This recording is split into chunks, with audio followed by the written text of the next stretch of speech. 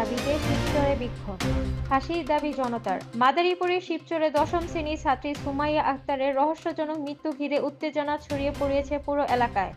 ঘটনার সঠিক তদন্ত এবং দায়ীদের দৃষ্টান্তমূলক শাস্তির দাবিতে উম্মেদপুর ইউনিয়নের ওজিফা রবিউল্লাহ লাইসিয়াম উচ্চ বিদ্যালয়ে সোমবার দুপুরে শিক্ষার্থী, শিক্ষক, অভিভাবক ও এলাকাবাসীর উদ্যোগে মানববন্ধন ও বিক্ষোভ অনুষ্ঠিত হয়।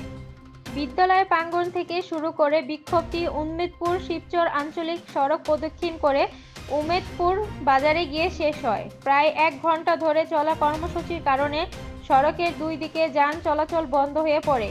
ভোগান্তিতে পড়েন যাত্রীরা ও পথচারীরা। নিহত সুমাইয়ার পিতা আবুল হোসেন স্থানীয় থানায় একটি মামলা দায়ের করেন। মামলায় রিফাত উকিল, ইব্রাহিম মাতবর, রিফাত মাতবর, নয়ন সহ অজ্ঞাত আরও 4 থেকে 5 জনকে আসামি করা হয়।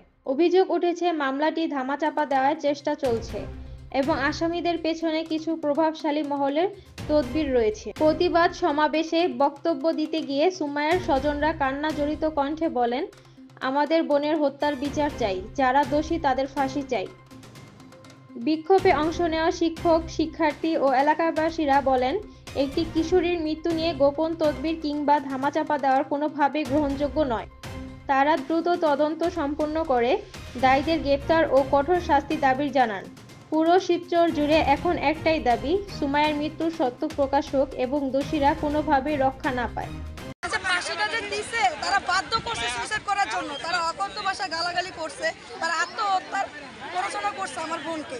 আমার বোন সহজে মারা যেত না, তারা এমন ধরনের ব্যবহার করছে, সেই জন্য আমার বোন সুইসাইড করছে। আমি চাচ্ছি এটা সুস্থ বিচার হোক, তাদের শাস্তি হোক।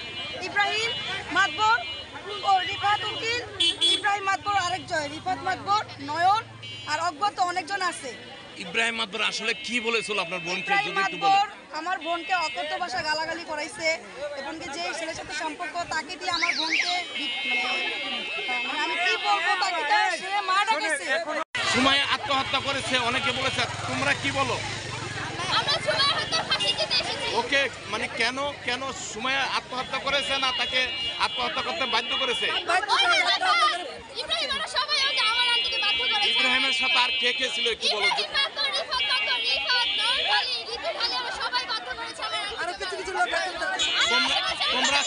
তোমরা কি চাও?